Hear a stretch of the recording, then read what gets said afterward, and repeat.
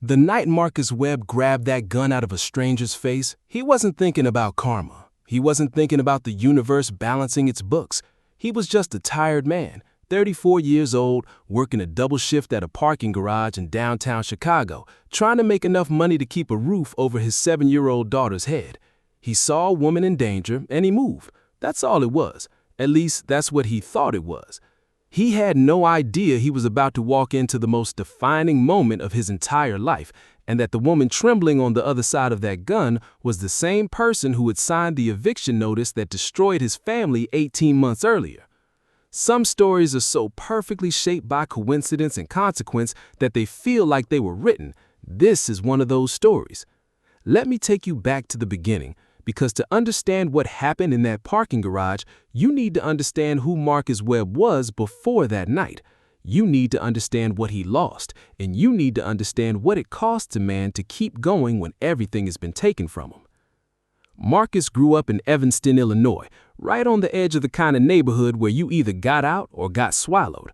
His mother worked. The night Marcus Webb grabbed that gun out of a stranger's face, he wasn't thinking about karma. He wasn't thinking about the universe balancing its books. He was just a tired man, 34 years old, working a double shift at a parking garage in downtown Chicago, trying to make enough money to keep a roof over his 7-year-old daughter's head. He saw a woman in danger, and he moved. That's all it was. At least, that's what he thought it was. He had no idea he was about to walk into the most defining moment of his entire life, and that the woman trembling on the other side of that gun was the same person who had signed the eviction notice that destroyed his family 18 months earlier. Some stories are so perfectly shaped by coincidence and consequence that they feel like they were written. This is one of those stories. Let me take you back to the beginning, because to understand what happened in that parking garage, you need to understand who Marcus Webb was before that night. You need to understand what he lost, and you need to understand what it costs a man to keep going when everything has been taken from him. Marcus grew up in Evanston, Illinois, right on the edge of the kind of neighborhood where you either got out or got swallowed. His mother worked double shifts at a hospital cafeteria. His father drove a city bus for 22 years until his knees gave out. They were not rich, they were not connected, but they were steady, and steady, Marcus learned early, was its own kind of grace. He was never the smartest kid in school, but he was the most dependable. Teachers trusted him to lock up the classroom. Coaches trusted him to show up first and leave last. He had this quality that people noticed, this sense that Marcus Webb said he was going to do something, it was as good as done. He met Diane when they were both 23. She was funny in the unexpected way, the kind of woman who said the thing everyone was thinking but nobody had the nerve to say out loud. They got married in a backyard ceremony in her aunt's house in Waukegan. Reception dinner was brisket and potato salad and a grocery store cake with a plastic bride and groom on top. Best night of Marcus's life, he'd tell you without any hesitation. Destiny was born 2 years later, and Marcus felt something shift in him permanently, like a tectonic plate that moves once and never moves back. He wasn't just somebody's son or somebody's husband anymore. He was somebody's whole world. He took that seriously in a way that I think only people who've truly loved a child can understand. He was working in building maintenance at the time, commercial properties around the north side. Good, steady work. Diane was doing bookkeeping for a small accounting firm.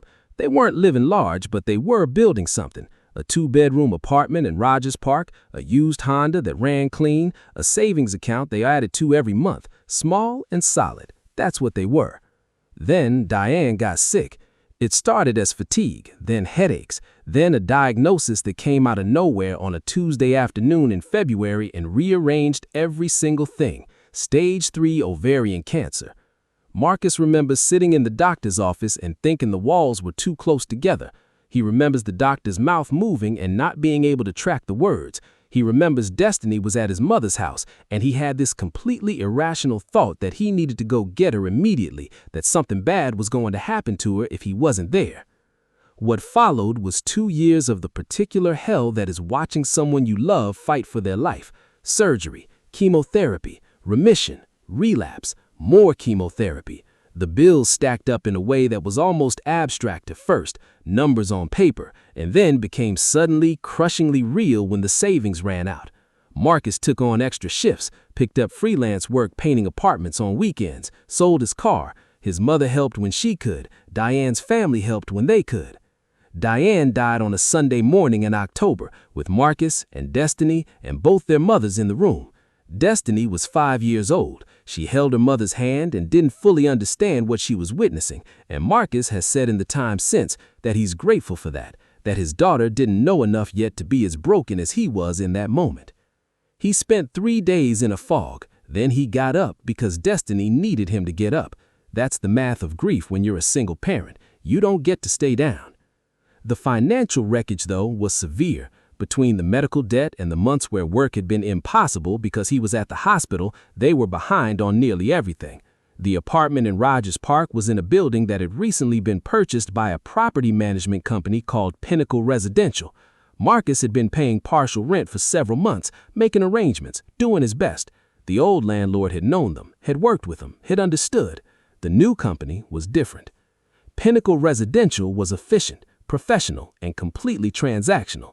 They sent notices, they followed procedures, they processed Marcus's situation the way you'd process any other file. He was behind. He had not cured the default within the required window. The eviction was filed.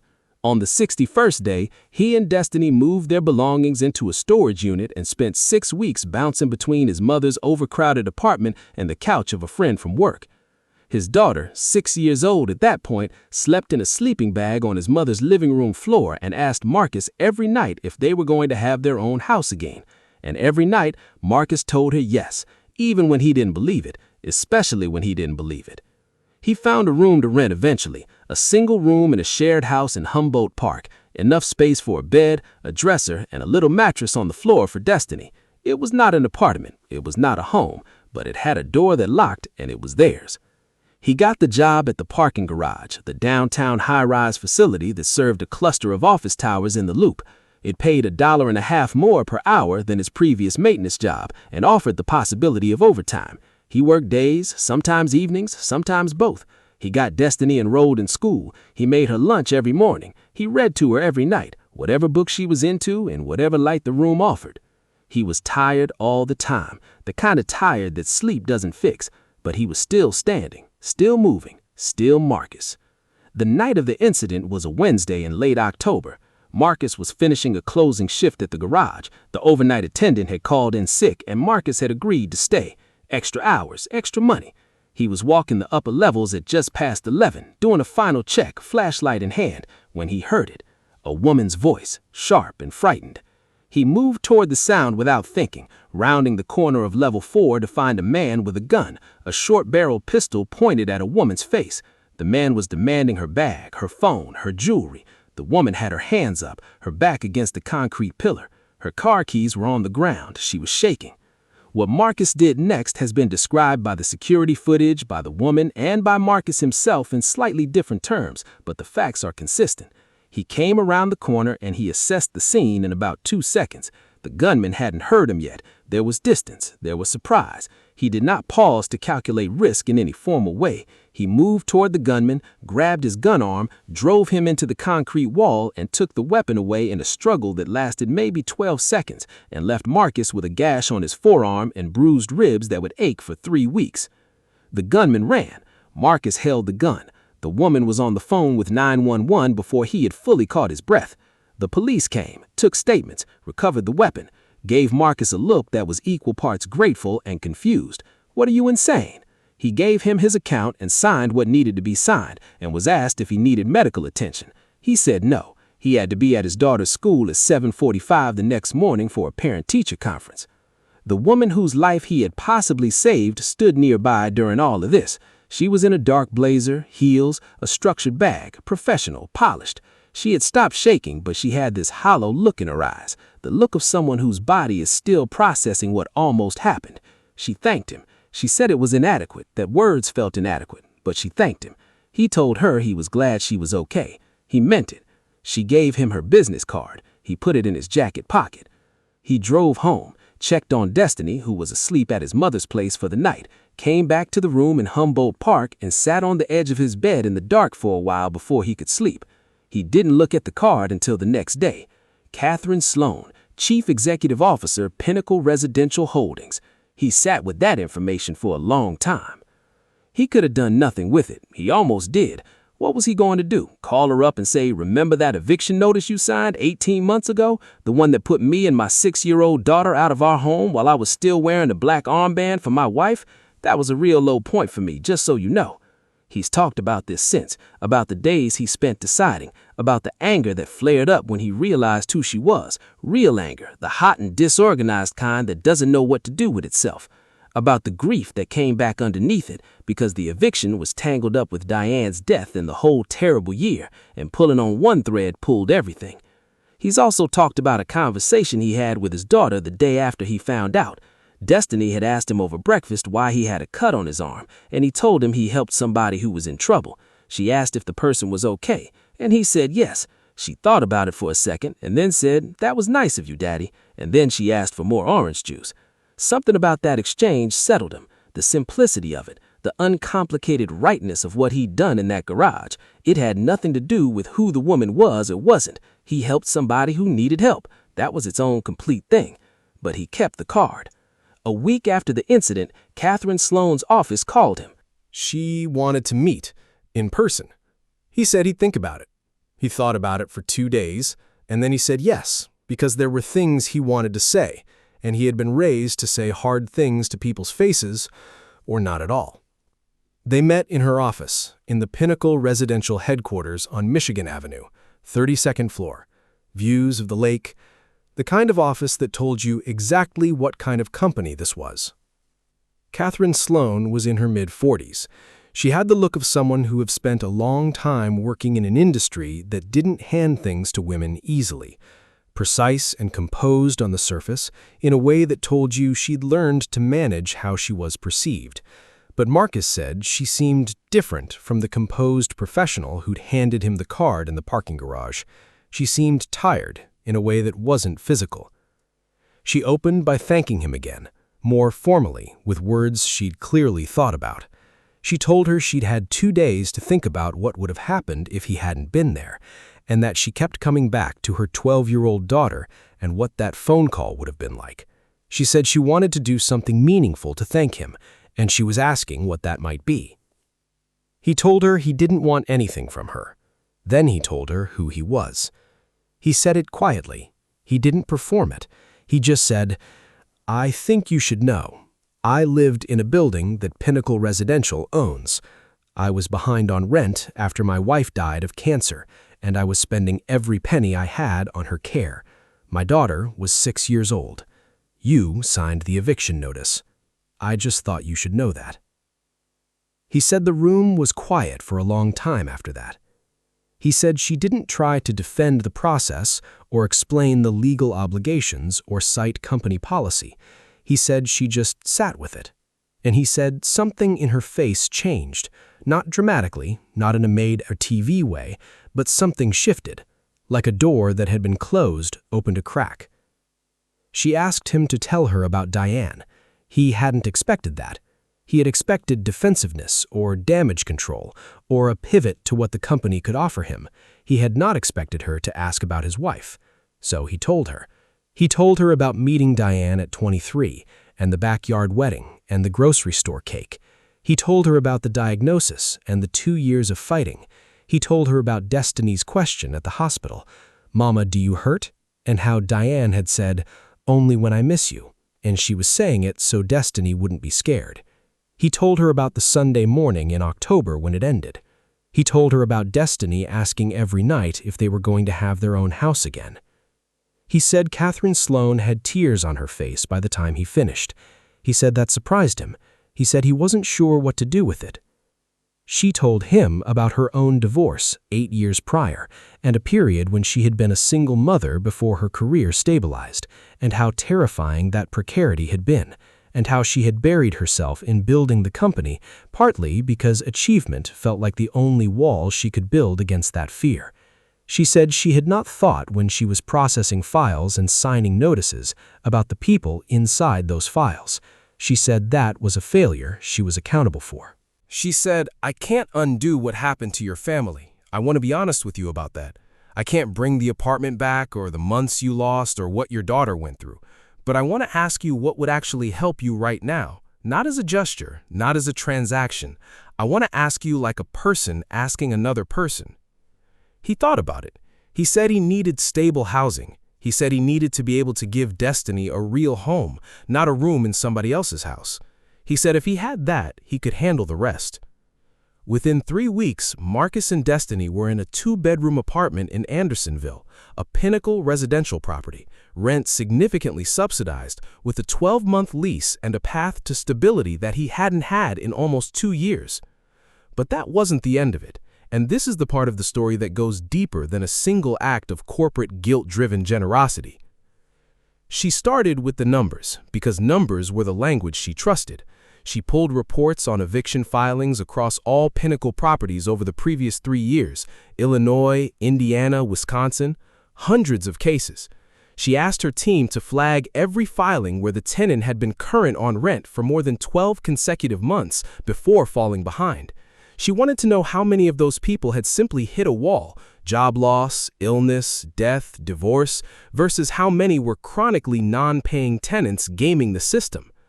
The results came back in a spreadsheet, and she sat with it for a long time. Nearly 60% of the evictions filed against previously current tenants had a documented hardship event in the 6 months prior to the default. 60%. That wasn't a small anomaly, that was a pattern. That was the system working exactly as designed, and the design not accounting for the basic reality that human lives are interrupted, that people who pay faithfully for years can be knocked sideways by a single catastrophic event, and what they need in that moment is not the machinery of removal, but a bridge, 30 days, 60 days, a conversation, a plan. She asked why there was no formal process for that. Her VP of operations told her there had been concerns about abuse, tenants claiming hardship who weren't genuinely distressed, delays costing the company and carrying costs and lost rent. She understood the argument. She probably made versions of it herself in some meeting and some point without examining what it meant for the people on the other side of the logic.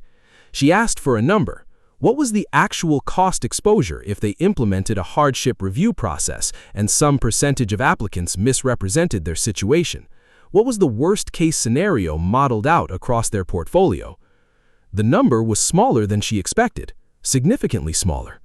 She didn't say that was the reason to do it. She knew better than to walk into a room of executives and lead with moral argument when financial argument was available and more durable. But she also said in that meeting that she was asking them to consider something beyond the number. She said she was asking them to think about who they were as a company and what kind of mark they wanted to leave on the communities they operated in. She said she had recently had a direct experience that had changed how she understood what their decisions meant to real people, and she wasn't going to pretend otherwise. There were questions, there were concerns about precedent, about creating a system tenants could exploit, about the administrative burden of reviewing hardship claims. She listened to all of it. She had her team build out a proposal that addressed each concern with specificity, a documentation requirement, a time-limited deferral window, a clear ceiling on the amount of arrears eligible for the program, a single point of contact in each regional office trained to handle the reviews with both efficiency and care. It took 4 months to get the policy drafted, reviewed by legal, and approved by the board. She pushed through every delay without making enemies of the people who were moving slowly because she needed them to implement it well, and antagonizing the people who build things is a reliable way to get things built badly. She had learned that over 20 years. Patience in service of the thing you actually need, that's not compromise, that's tactics. What she hadn't anticipated was what happened inside the company when the policy was announced internally. She expected indifference, maybe some grumbling from the operations team about added workload. What she got instead was a flood of responses from property managers and leasing staff across the portfolio, people who had been doing this work for years and had, many of them, felt quietly uncomfortable with the eviction process as it stood. People who had filed notices on tenants they knew, who had sat across from a crying woman or a man trying to hold himself together in an office chair and processed them through a system that didn't leave room for what they were seeing. People who had told themselves it wasn't their call, that the policy was the policy, that someone above them had decided this was how it worked. One leasing manager in Indianapolis sent Katherine a 3-paragraph email that she has kept. The woman wrote that she had been doing this job for 11 years and had filed more evictions than she could count, and that for 11 years she had felt like she had something she was not allowed to say about what that felt like, and that having a policy, having a formal structure that said some situations require a different response, felt like permission. Not permission to be lax or sentimental, permission to be human, permission to ask a question before pulling the trigger. She said she hadn't expected, at 51 years old, to feel relief about a memo, but she did. Katherine printed that email and put it in a folder she keeps in her desk drawer. She has added to the folder since, notes from tenants who went through the hardship process and kept their housing, updates from the regional offices about cases that resolved without a court filing, small things, specific things, the opposite of the abstraction she had been living inside for most of her career. She says she looks at the folder sometimes when the work is grinding and the board is impatient and the quarterly numbers are not where they need to be. She says it reminds her what the numbers are actually measuring underneath all the measurement. She's talked publicly about this process, about how uncomfortable it was to realize that she'd built something effective at doing the thing she'd aimed it at, and that aim had been wrong. Not illegal, not even unusual in the industry, but wrong. Over the following year, Pinnacle Residential implemented a medical hardship policy, a formal process by which tenants who could document a serious illness or the death of a family member could apply for a rent deferral or a modified payment plan before an eviction filing was initiated. The policy wasn't retroactive, it couldn't be, but it was real, and it was applied, and in the first year it was in place, it prevented 47 evictions across their properties in Illinois and Indiana. 47 families who got to stay home. She's been credited for that policy in interviews since, and she's been consistent about where it came from. She says it came from a conversation with a man who saved her life and then sat across a desk from her and told her about his wife, and she couldn't claim ignorance anymore. She says she doesn't know if Marcus Webb forgave her. She says she hasn't asked him because she doesn't think she's owed that. But she says she's been trying to earn it in the only currency she has, which is what she does with the power she's been given. Marcus, for his part, has been careful and thoughtful about how he talks about all of this. He's not a man who performs his own story. He doesn't call himself a hero. He doesn't cast Katherine Sloane as a villain who was redeemed. He says life is usually messier than that, and people are usually doing what the systems around them have shaped them to do until something breaks them open. He says he thinks about Diane when he thinks about any of it. He thinks she would have wanted him to be honest in that office. She would have wanted him to tell the truth about who they were and what happened to them. She never had patience for the kind of quiet that swallows hard things. She would have said something and said it clearly and then moved on. That's who she was. He says he doesn't carry anger about the eviction the way he thought he might. He says the grief is still there, for Diane, for the lost time, for what Destiny had to go through too young, but anger requires a kind of sustained energy he has needed for other things, for his daughter, for the life they're building now. Destiny is 9 years old. She has her own room, which she has decorated with a thoroughness that Marcus describes as aggressive. Stickers on the walls, a shelf of stuffed animals ranked in a hierarchy only she understands, a reading corner she built herself out of pillows and a blanket she's had since she was a baby. She made the honor roll last spring. She is, by all available measures, thriving. Marcus got a different job, facilities manager at a mid-sized company. Better hours, better pay, benefits. He coaches Destiny's weekend soccer team. He's taken a couple of community college classes. Vague ideas about something with property management or housing advocacy, still working out the shape of it. He goes to his mother's for dinner most Sundays, and she still makes the brisket that was at his wedding, and sometimes that is the most sustaining thing in the world. He says most nights now, when he puts Destiny to bed, she's asleep before he's out of the room. She doesn't ask anymore if they're going to have their own house. She knows they do. The question has stopped needing to be asked. He says that is the thing, that right there. He says when he thinks about that gun in that garage and what those 12 seconds cost him in bruised ribs and a gash on his arm, and he stacks that against his daughter sleeping soundly in her own room in a home she's never going to have to leave, he says there's no math that doesn't come out the same way. He'd do it again. He didn't know who she was. He didn't need to. He'd do it regardless. There's something about this story that goes beyond the satisfying symmetry of it, the way the coincidence lines up like a theorem proving itself. What stays with me is what it reveals about the invisible architecture of other people's lives, about how we move through systems, corporate systems, legal systems, housing systems, without seeing the faces on the other side of the transaction. About how efficiency can be a form of cruelty when it's stripped of the humanizing friction of actually having to look at someone. Katherine Sloane didn't sign that eviction notice with malice. She signed it because the process said to sign it, and she had a company to run, and she had never been in the room with Marcus and Destiny and had no real reason to imagine them concretely. This is how harm works, actually, not from monsters, but from systems that are very good at making harm invisible to the people administering it. What broke that open was a parking garage and a Wednesday night and a man who moved before he could think about whether it was safe. There's also something worth sitting with about Marcus's choices in the aftermath. He could have used what he knew as leverage. He could have gone to the press immediately or threatened to. He could have made Katherine Sloane's guilt into a weapon. He didn't. He used it as a conversation. He told the truth in a room with another human being and let the weight of that truth do what it was going to do.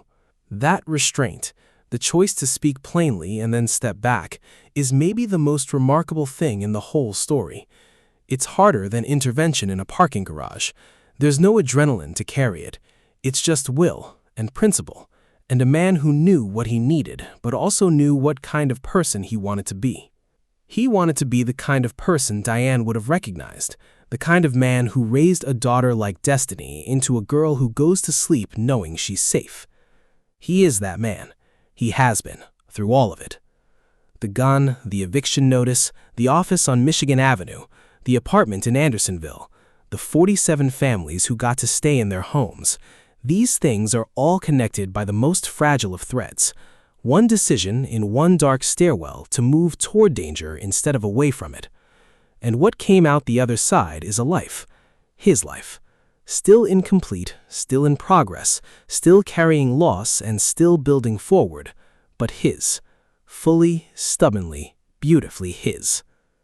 Destiny was right that morning over orange juice. It was nice of him. It was more than that. But yeah, it was nice of him. If this story found you today, share it with someone. Subscribe for a brand new story every single week. We will see you next time.